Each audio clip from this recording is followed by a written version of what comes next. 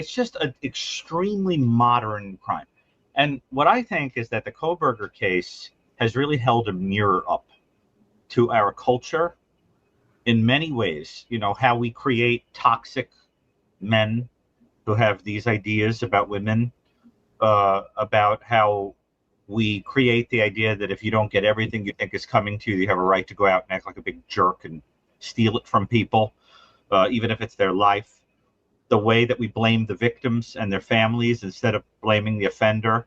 You know, we're, as Fulton used to say, you know, we have more sympathy for the mugger than the mugged, you know, that kind of thing. False compassion, which is gradually growing in this country, is a pity that is shown not to the mugged, but to the mugger. And that's very disturbing. The idea that no one is evil, they're just sick. Everybody's sick, right? I mean, you know, listen, I'm an expert on mental health and personality disorders, and I'm telling you, there are some people that do what they do because it's fun. They do what they do because they're terrible people. They have no moral compass. That's it. There's nothing to it other than that.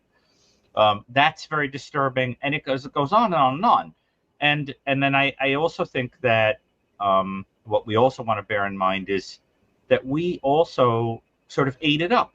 This guy pathetically wanted attention, and the whole world fell in love with the story like it was some kind of episode of CSI.